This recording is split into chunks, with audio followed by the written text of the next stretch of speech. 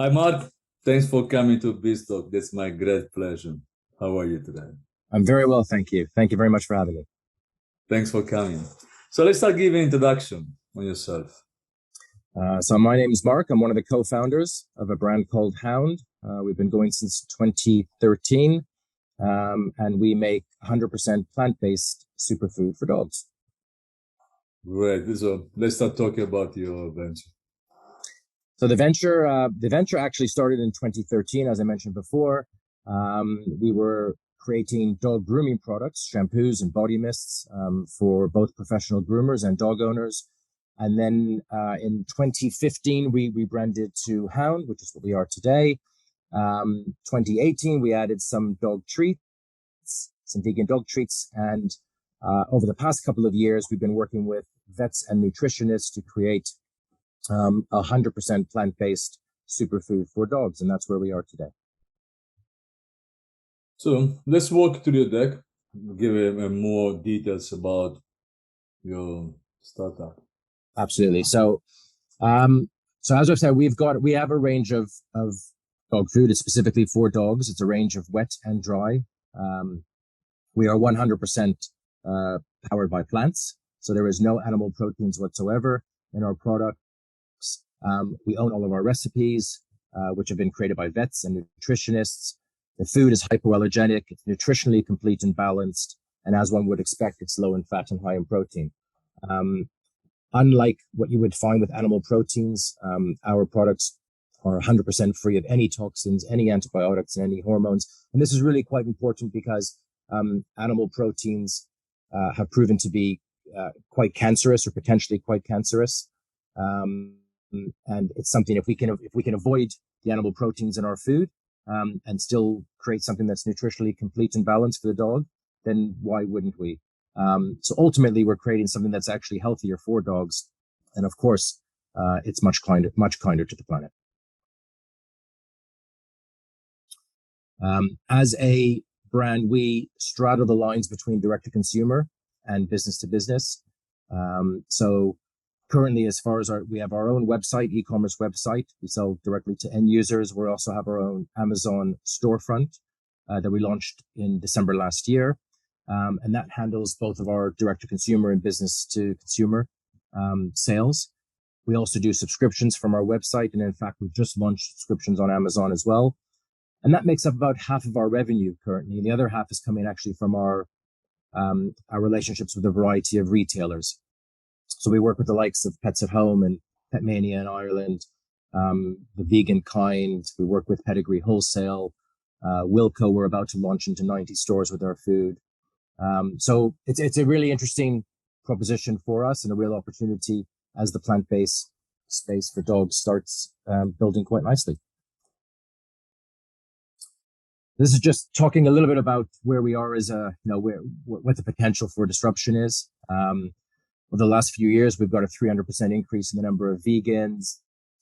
Our market for pet food is predominantly more Gen Z and younger, and these are the ones who are kind of brand ambassadors, understand change for planet, change for animal welfare, want to be a little bit healthier.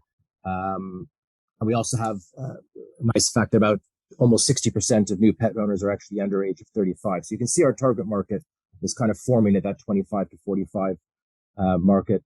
In terms of dog population around the world, I mean, it's growing and it's growing very quickly. There's almost 700 million dogs around the world, 13 million in the UK, and 90 million in each of Europe and the USA.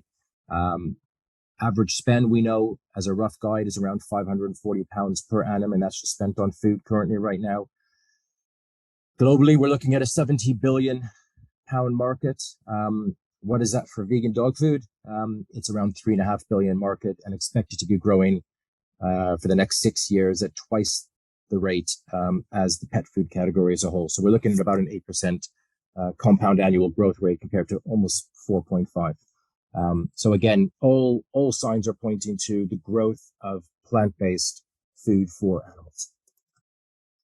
As I mentioned before, these are some of our trade customers that we're working with at the moment. Vegan Kind and Pets at Home and Pet Mania and Wilco and Paws.com and Ocado, and I missed that before. All of our products are listed with them. What does our range look like at the moment? Well, we've got our dry, which is available in 2 size bags, a 2 kilo and a 10 kilo bag.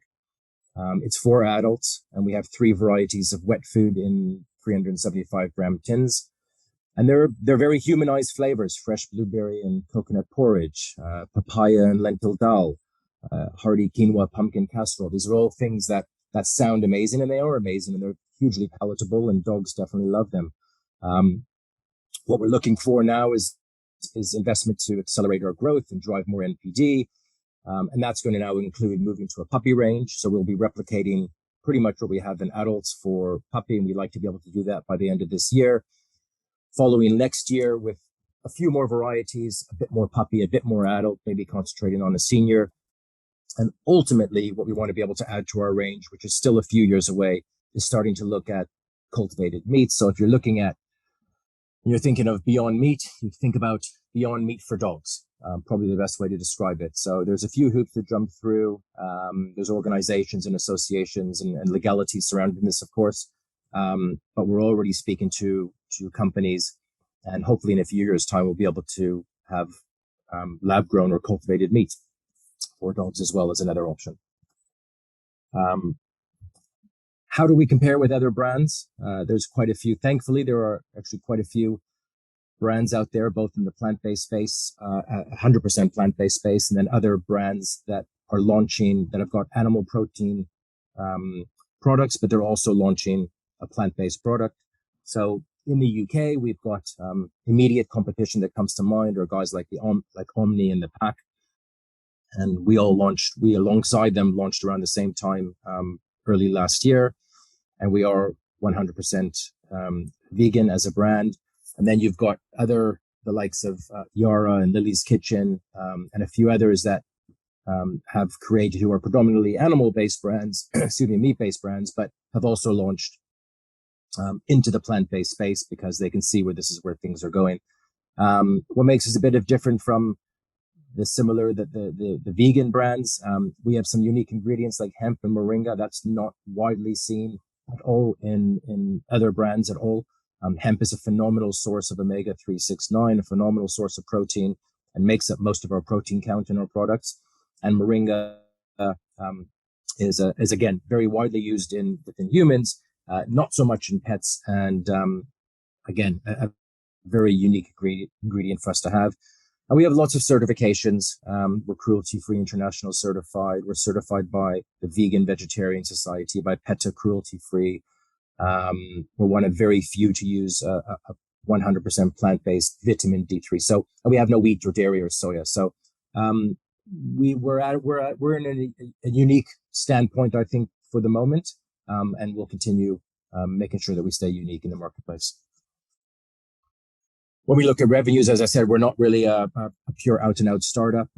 Last year, we achieved just over £810,000 of revenue. This year, we're expected to be about 1.2 million, following by the end of 2023 at just over 3.5 million, and then growing 10 million and then 16 million. And by the end of 25-26 year, we'll be thereabouts around 25-26 million. This is really for UK and Europe as it stands at the moment. What's not included in these forecasts that some investors might be interested in is possible opportunities for us in other countries such as America. We've got some manufacturing and distribution links in America, and I think that changes it. If we decide in a year or two to go down that route and take additional investment on to manufacture in those places, then I think our £25 million numbers go up to north of 100 million. So you're probably looking at 125 million. As a brand, we've got this 5-year plan. It might come earlier, it might come a bit later, but ultimately, this is a grow to exit strategy that we are moving forward with.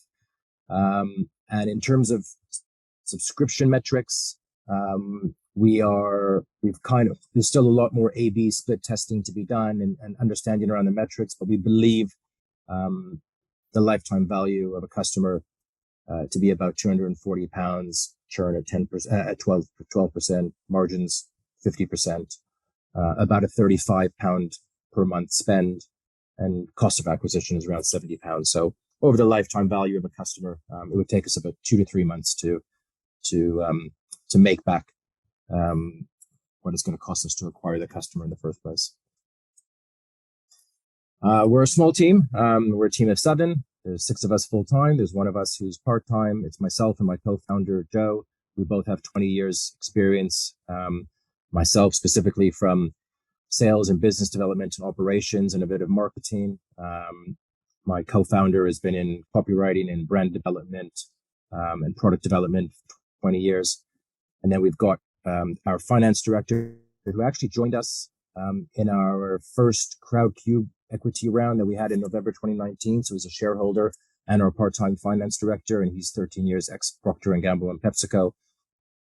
And then other people making up the team is Victoria, our sales manager. She's ex-Company of Animals, so has about 10 years experience in that. Suzanne was one of our first employees and is our customer experience manager and handles sales support and office admin. And Shira and Izzy making up the operations and marketing teams. So there's a couple of gaps for us to fill, again, while we're looking for investment. We definitely need somebody in-house on the website. There's a few more people we probably need in terms of sales and product development and operations. So we'd like to hire another 3 to 4 staff in the not too distant future. And that's us in a nutshell. We're looking for about £1 million of investment right now. And we believe our valuation to be there or thereabouts around £8 million as it stands at the moment. And that's HOWAND. Thank you, Mark. I mean, you already generate your revenues. You are pretty much ahead the curve, so you're well positioned actually. Let me ask you, your online, you're 100% online. How do you find your market? How do I find our market? Yeah. Well, we do a range of, so we do social media. We spend money on social media and Google advertising. We're always doing this split testing to try and figure out what is generating the most interest from a customer. We partner up with other like-minded brands and run various promotions. We do a variety of consumer and trade shows, both in the UK and international throughout the year. What about, again, you are selling on your website and on Amazon. Any idea in the future to go to High Street? It's a good question. I mean, at the moment right now, we originally built our business as a B2B business. We then moved a bit more into direct to consumer because of the subscription and really because of the food that we launched last year. That was a very subscription-led product. It's a repeat product that a customer would want. So we are found through a variety of wholesalers and distributors, both in and out of the country, and various high street stores, and on their online shops as well. So we can be found, and it's very much our purpose to build brand exposure, product exposure, and be easily found by our customers. Does this ultimately mean that we're going to have HOWAND stores up and down the country? I'm not sure. I'm not sure. It's not really part of our 5-year plan. I think we have so much to do at the moment in terms of new product development, and really just driving revenues and building the revenue and positioning ourselves well for an exit. Maybe it's something for the next buyer to come and do. I'm not sure if the range is wide enough yet to warrant lots of high street branded stores, but it's a thought for the future. I mean, here is some good competitors. How exactly do you communicate your value proposition and make sure that you can stand out?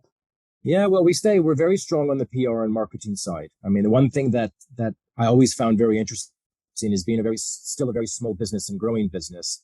The amount of our sort of competitors and customers around who always say, God, I found you everywhere. You guys seem to pop up everywhere. Every time I look in a magazine, every time I look online, every time I go to a show, you're there. So it's very important for us on the marketing side to really make sure that we stand out. And as I said, we do that through lots of social media engagement. We're very strong on Instagram and Facebook predominantly. We have about 50,000 odd followers, and a very engaged audience, thankfully. Our product is it's a relatively unique product for the market right now, and I think everything with an ethical and sustainable slant to it comes to front of is front of mind to lots of our customers. We try and partner with like-minded brands. We've recently sponsored a first division football club here in the UK called Forest Green Rovers, because they're 100% vegan brand, and FIFA has announced that they are the greenest football club in the world at the moment, and we are one of their brand sponsors on a 3-year deal. So there's lots of ways that we try and get our brand in front of people. Lots of sampling activities and promotional activities with the retailers that we're working with, and and straight from our own website. Yeah, what about product developments? You started from adult and after moving to pet now. And are you going to cross, for example, to cats?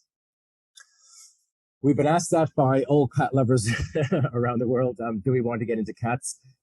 My initial response to that is we're probably not going to get into cats anytime soon, because I think we have to remain focused as a brand. We need to really be on point with what we want to do and what we're trying to achieve in the short space of time prior to building ourselves to exit. And I think with a small team that we are right now, and still trying to raise financing, at every pound that we spend on a cat product, on product development, on research, on testing, on analyzing, on formulations, branding, marketing, that's a pound that we take away from actually what we're really good at, which is actually operating in the world of dogs. So I think we have a lot more to do with dogs and capitalize it, and those will be easier ways to capitalize on revenue growth than launching a brand new brand for cats. And just further to that, I also do believe that the plant-based opportunity for cats is still a number of years away, whereas dogs, it's definitely, and they require different levels of recipes and ingredients and vitamins and minerals and nutrients. So it's a little bit trickier. It can be done, and some people do it, but I don't think for cats, plant-based right now is really as good as it could possibly be. And what about recipes? I think you do everything in-house. Creating ingredients. Yeah, so we outsource. Again, we outsource quite a lot as a business. So we work with vets and nutritionists. So our original formulations came to us from a vet that we were working with who was based in Australia. So the world's a very small place now, and it's nice. So an Australian vet created our formulas for us. They then came to the UK. We work with a variety of manufacturers. The manufacturers have their own in-house nutritionists as well. And we have our own personal UK nutritionists that we use here for everything that we're doing. So where we are right now is our nutritionist will always engage with our manufacturer's nutritionist to make sure that what we're actually creating is not only the best recipe that we can actually create, but is also commercialized for production. I mean, that's a huge market. I mean, it's growing so much. From the pandemic speed up this market massively. I mean, the last 3 years, everyone bought puppy, of course. But my question is, where do you see the vegan play into this market, which is still a huge fraction of it? It's meat-based. It is meat-based, yeah. So meat-based, the meat-based industry has had decades and decades of time, ahead of us before plant-based ever became something to even think about. So the vast majority, call it 95% probably of revenues that are generated, definitely over 90% of revenues that are generated in the pet food category is coming from animal-based proteins. But I think what's happening is there's been some really good research coming out finally, because this has really been long overdue. And there's some research now that's come out where they've spent time with 4,000 dogs, 4,500 dogs. This is government-funded research. And what's coming out is an understanding that it's not that the dogs require anything that is meat-based or animal protein-based. What they actually need is to replicate the nutritional profile that provides the dog. So if you can replicate that nutritional profile in a plant-based formula, then the question is, why wouldn't you? Because the dog is getting easily as good and possibly a better um, food without those toxins and antibiotics that we spoke about before, and you happen to be looking after the environment, which is very key and front of mind, and you're looking after animal welfare, which is very key and front of mind for most customers. So it is early days. There was no two ways about it. It is early days, but all research that what I touched on before, all research out there is pointing to the fact that the plant-based opportunity is going to be growing at twice the annual rate as pet food as a whole. And I think that says a lot. And when you look at what are some of the key drivers behind this, the fact that there's big corporates, Mars and Nestle, who are giants in the industry and pet food, and they're coming out with their own plant-based brands. And you have the meat-based brands who are coming out with their own plant-based brands. So when they come in, this is kind of what we need, because that's what that's doing, is that's providing the validation. Yeah. If I was in this alone and nobody else was doing plant-based and it was just me, I'd almost be worried, because I'd be thinking, oh, what's going on here? Where's the validation in this? How is a customer going to get convinced that this is right? But what's actually happening now is fast and furious. There are a lot of new players coming onto the market, and there's plenty of room for all of us to play in. We don't need 100% of the market, and no one's going to have it. We don't need it. Most of us can fly under the radar and do phenomenally well from this. So the big corporates will be the big corporates with the deepest pockets, but there is a wonderful opportunity for smaller brands like us to still drive 50 million, 100 million, 250 million of revenue in a fairly short space of time, probably be bought out by one of the larger corporates. That's the way consolidation is working at the moment. But there's a wonderful opportunity to get in, and you happen to be doing good in terms of, environment and animal welfare, which is very close to our hearts, in what we do. I do. I mean, I have a small Yorkie. He can't eat chicken. Anytime he eats chicken, it's terrible for him. There you go. There you go. All the body. So you need only. But I'm asking because it's not that easy to find a good plant-based product which he likes to eat. Correct. That's the problem. Correct. He doesn't eat anything. Yeah. So he can buy something good, but he's not going to eat. Absolutely. So I've got, on the opposite end of the spectrum, I have a 30-kilo Portuguese water dog. Who also has intolerances to animal proteins. And the sheer fact is that something around 63% of dogs have an intolerance to animal proteins. Doesn't have to be chicken. It's quite common. Beef is very common. But there are intolerances. So what we as consumers have been doing for decades, because we were always taught dogs are carnivores, which they're not, and dogs need meat to thrive, which they don't. But we believed this for many years because we had nothing else to go on. And we've been actually feeding our dogs product that might be nutritionally complete, and it is, but there are inherent issues with it.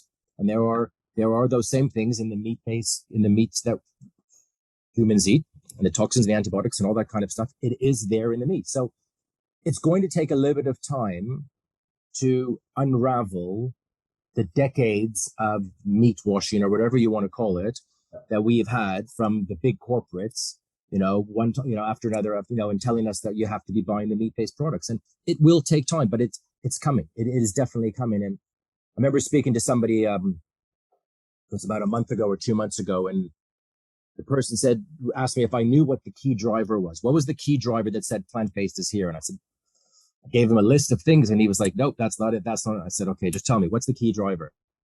And he said, the fact that McDonald's finally came out with their McPlant and put it out to every single McDonald's, that is your key driver to say that the plant-based opportunity is here. Because if McDonald's was never going to do it, you could probably say, so as soon as they've come out with their McPlant, they know that is actually what they need to be doing. And everybody can start building and understanding that if they made that move across, what we believe as humans, and, in terms of what is good or not, that is obviously showing that the McPlant has come out. So that's the validation that everyone is kind of building on in this instance. And it's quite interesting. And I think, listen, palatability, it's not a problem these days. Our product is very palatable. I used to give my dog some meat-based animal protein stuff. She didn't like it, and it was liver, and she didn't like it, and it was beef or chicken and she didn't like it. She put her nose up, and she is a very picky dog. And I know some of their dogs wouldn't, but she gets on with our product wonderfully well. Has no issues with it, loves the wet on top of the dry. And yeah, we're not going to get 100% of dogs, but we're on the way. You don't need 100%. You don't need 100%. Let's talk about your funding round. Yeah. So you're raising roughly 1 million, I suppose, in pound. And how is it going to be used? So we are going to be using it for, a large portion of it is going to be used for marketing purposes. We want to be able to really start pushing out for customer acquisition, marketing, really build up our ROAS, really drive Facebook and Google, potentially even other platforms like TikTok and Instagram. So we've got a lot of marketing costs that we want to do. And then you've got some element that is going to be for new product development, inventory, other offline promotions. We need to hire a few staff, 2 or 3 heads. And I think that's kind of what's going to, at best guess, that will give us a 12 to 18 month runway. The way we see things at the moment, we've got very deep rooted 5-year financials, which any investor will look at and probably fully appreciate, to be fair. So we spent a lot of time on those as well. So yeah, we're looking at about an 18-month runway, and we'll probably have to come back. I don't think it's going to be a one round investment and off we go. I think in a couple of years or whatever it is, we'll have to come back, and it's probably going to be a larger investment to take the next step of driving the business forward. But there's an opportunity there. I mean, in terms of vision, I mean, you're an entrepreneur, right? The mission is pretty clear. What's your vision? Where do you see your company? 3, 5 years. I mean, the vision, my vision probably changes from my co-founder's vision and probably changes from my finance director's vision. Ultimately, personally, and as a brand, we always want to remain ethical and sustainable and do well. The health of a dog is our first priority by a long stretch. We would never compromise the health of a dog to help the planet. That's not what we're interested in. So health of dog comes absolutely number 1. At a distant number 2 and 3 is animal welfare and what's good for the planet, etc. So my vision is that the plant-based food space for dogs and then hopefully cats grows. And I hope it grows considerably, and I hope it grows quickly. I hope that dogs thrive on it, which in a short space of time, we are already getting feedback from our customers, thanking us in a variety of FIFO reviews and personal emails they send us that their dogs were very ill on, and then on our product, from a meat-based product, went onto our product and are doing phenomenally better in a short space of time. I know that's not going to be every single dog out there. I think the vision is, and the ultimate win for me is to see healthier dogs, like humans. There's we're still surround ourselves by a high level of obese, overweight dogs, as the same thing with humans. What we're feeding them in terms of animal protein is cancerous. I mean, there is a truth that something like 50% of dogs over the age of 2 will get cancer at some point in their life. I mean, these are really scary things. And I'm not saying that eat plant-based and that is going to solve the world's problems, because it's not. But it is going to help. And I know that. And the research is starting to prove that. So the vision is, let's get our dogs healthier. And while we're doing that, let's start looking after our environment a little bit better. And hopefully collectively as a team, the space will grow. In 5 years, if I happen to sell this business and, to somebody else and walk away, I would imagine I would probably get right back into something else that is fairly similar, in nature, because I don't know if have the ability to just walk away and do nothing, which is not really like me. Do nothing is so annoying. Sure. I want to work until the day before we die. Correct. Yeah. Do you have any message to investors? What they should invest in, Mark, first of all, the team and the company? Yeah. And how do they exit one day? Okay. It's a good question. I mean, I think my message to investors is look what is happening in the plant-based space for humans. There are billions and billions of pounds that have been invested on the human for plant-based for humans. And when you walk down our grocery stores or any sustainable or ethical shops or whatever it is, and you just see there is more and more and more product available. And from 5 years ago, what used to be, oh, here's a Beyond Meat burger and here's something like that. You walk in now and it's aisles and aisles and aisles of plant-based. So what normally happens is through the premiumization and humanization, what happens in humans eventually comes several years later into pets. It's happened almost for every single thing we do, which is why our pets are getting fed beautiful stuff and humanized type foods and all that kind of stuff. So I think the message is there is a real opportunity for an investor who wants the ESG type of play, who understands the pet space a little bit, and understands that we are at the beginning of something that has got the potential to really grow and grow fairly quickly. So I think it's an early stage investment for those investors who have the appetite for it. I think the exit where they're going to make their money back is going to be in that 3 to 5 year window. If we really do well and do, and are ahead of plan, absolutely, we could be well positioned in 3 years for a possible sale if we want to do that. Ultimately, I think it would be extend somewhere up to 5 years. Our forecasts are looking at a minimum of a 10x investment for investors. I think if we took on the additional investment and opened the opportunity up into other countries where we're not currently in terms of manufacturing there as well, whether that is as far away as China and India or as in America, which I touched on before, that opportunity and that 10x turns into something a lot bigger.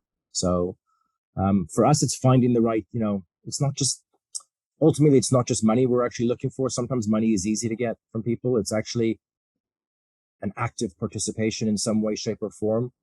We don't need 10,000 cooks in the kitchen either, in that sense. But I think, I think there is real growth opportunity here for the right investor who understands where we're at and what we're trying to achieve, and they can help out all the better. Mark, thank you so much for coming to BizTalk. It's a pleasure. Very great pleasure. Thank you very much for having me. That was good fun.